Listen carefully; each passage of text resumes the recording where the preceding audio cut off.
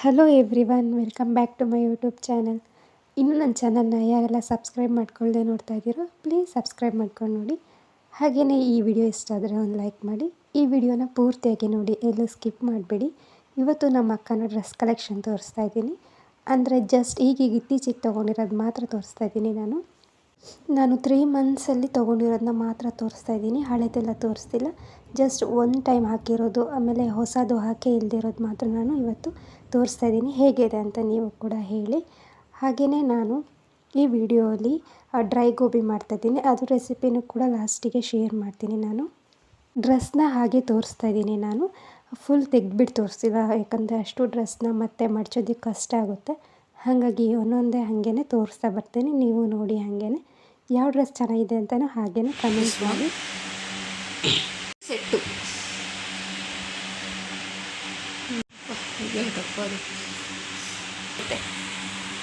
ಇದೊಂದು, ಇದು ಸೆಟ್ಟು, ಇದು ಇದಕ್ಕೆ ವೇಲು. ಇದೊಂದು ಸೆಟ್ಟು,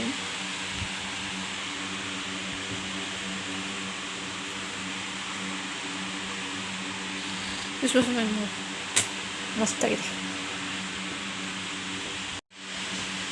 ಇದು ಚೆನ್ನಾಗೈತೆ, ಇದು ಕಲರ್ ಚೆನ್ನಾಗೈತೆ. ತೆಗಿ. ಇದು ಪ್ಯಾಂಟು, ಇದು ವೇಲು. ಎಲ್ಲ ಹೆಂಗೆ ಮಾಡಿದ್ಯಾ ನೋಡು, ತೆಗ್ದು ಅಂತ ತೋರಿಸ್ತಾ ಇದ್ದೀನಿ. ನಾನಲ್ಲ,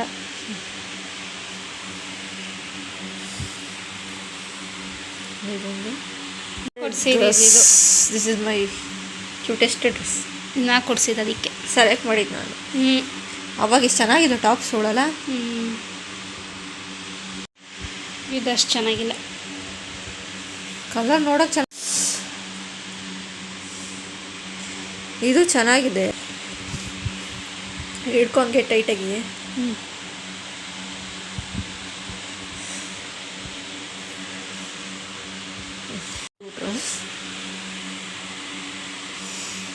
ಜಾತ್ರೆಗಂತ ತಗೊಂಡಿದ್ದು, ಜಾತ್ರೆಗಂತನಾ? ಹಾಂ, ಫಸ್ಟ್ ಜಾತ್ರೆಗಂತ ಇದನ್ನು ಹಾಕಿದ್ದು. ಆದರೆ ಎಲ್ಲ ಅಂದರೆ ಇದೊಂದು,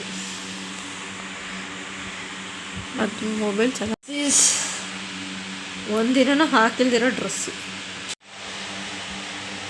ಸೆಟ್ಟಿಂದು ಲಂಗದ್ದು ಇದೊಂದು,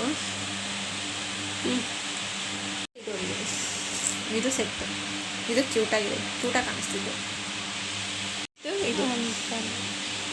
ಇದು ನಾನು ಹಾಕಲ್ಲ, ಯಾರಿಗೆ ಕೊಡೋದು ಗೊತ್ತಿಲ್ಲ. ಹಾಕ್ತೀಯ? ನೆಕ್ಸ್ಟ್ ಇದು ಮುಂದೆ ಕಿಡಿಯೋಸು ಕಾಣಲ್ಲ.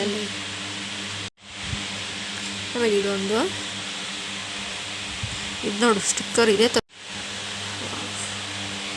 ಸ್ಟಿಕ್ಕರೇ ತೆಗ್ದಿಲ್ವಾ ಇನ್ನೂ? ಆಮೇಲೆ ಇದೊಂದು ಮೇಡ್ ಇನ್ ಇಂಡಿಯಾ. ಇದೊಂದು, this is my favourite also. Colour ಇದೊಂದಿದೆ. ಇದೊಂದು, ದಿಸ್ ಇಸ್ ಯೆಲ್ಲೋ. ಇದು ಹಾಕಿಲ್ಲ. ಇದೊಂದು ಕಲರ್, ಇದು ಚೆನ್ನಾಗಿದೆ. ಇದು ಹಾಕೇ ಇಲ್ಲ ನಾನು, ಮೇ ಬಿ ಬರ್ಡೇ. ಇದು ಒಂದ್ಸಲನೂ ಹಾಕಿಲ್ಲ. ಇದೆ ಅಲ್ಲ, ಇದು ಹಾಕಿಲ್ಲ. ಇದು ಚೆನ್ನಾಗಿ ಕಾಣ್ತೈತೆ. ಯಾರಿಗೆ? ಒಂದ್ಸ್ ಹಾಕಿದ್ದೀನಿ ಅಷ್ಟೇ, ಮತ್ತೆ ಹಾಕಿಲ್ಲ.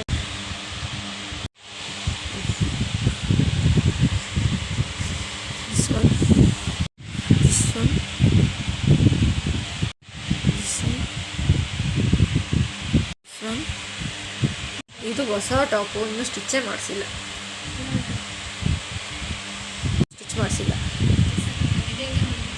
ಅಂತ ಪುಂಡ್ರ ತರಿಸಿದ್ದೀವಿ. ಇದು ಸ್ಟಿಚ್ ಮಾಡಿಸಿದ್ದೀನಿ, ಆದರೆ ಹಾಕಿಲ್ಲ ಒನ್ ಟೈಮು. ಆಮೇಲೆ ನೀನು ಹೇಳೆ. ಒಂದು ತೋರಿಸ್ತಿದ್ದೀನಿ, ಇದು ಗ್ರೀನು. ಇದು ಆದರೆ ಹಾಕಿಲ್ಲ. ಇದು ಹಾಕಿದ್ದೆ, ಒಂದ್ಸಲನೂ ಹಾಕಿಲ್ಲ. ಮಾಲೆ ಹಾಕೋ ಬಂದಿದ್ದು ಎಲ್ಲನೂ ಯಾವ ಪ್ಯಾಂಟ್ ಹಾಕೋದು ಇದಕ್ಕೆ? ವೈಟ್ ಹಾಕೋರು ಜಾಸ್ತಿ ಆಗಲ್ವಾ? ಇದು ಮಾಡಿಲ್ಲ. ನನಗೆ ಇಷ್ಟ ಇಲ್ದಿರೋ ಟಾಪ್ ಅಂದರೆ ಇದು. ಯಾಕೆ ಜನ ಅದು ಹಂಗೆ ಬಂದಿದಲ್ವ? ಇದು ಚೆನ್ನಾಗದೆ, ಆದರೆ ಸ್ಟಿಚ್ ಮಾಡ್ಸಿಲ್ಲ. ಎತ್ತು ಚೆನ್ನಾಗೈತೆ. ಇದು ನಾನು ಸೆಲೆಕ್ಟ್ ಮಾಡಿದ್ದು. ಇದೊಂದು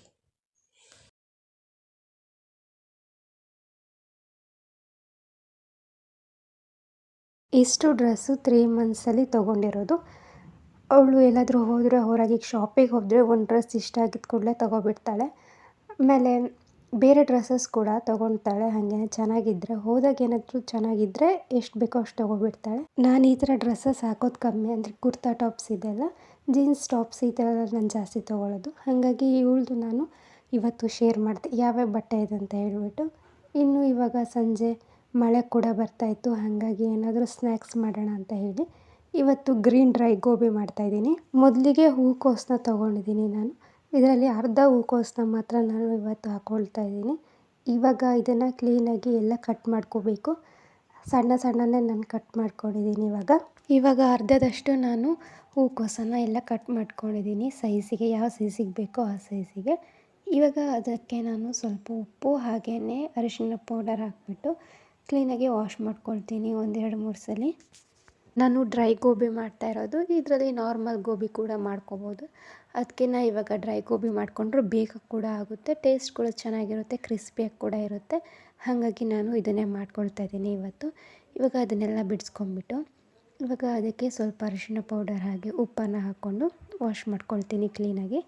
ಅದಾದಮೇಲೆ ಈಗ ಸ್ಟವ್ ಮೇಲೆ ನಾನು ನೀರನ್ನು ಕೂಡ ಕಾಯೋಕೆ ಇಟ್ಕೊಂಡು ಅದಕ್ಕೇ ನಾನು ಸ್ವಲ್ಪ ಅರಿಶಿಣ ಪೌಡರ್ ಹಾಗೆ ಸ್ವಲ್ಪ ಉಪ್ಪು ಇದೆರಡನ್ನೂ ಸೇರಿಸ್ಬಿಟ್ಟು ಆಮೇಲೆ ಈ ಹೂಕೋಸನ್ನು ಹಾಕ್ಕೊಳ್ತೀನಿ ಅದಕ್ಕೆ.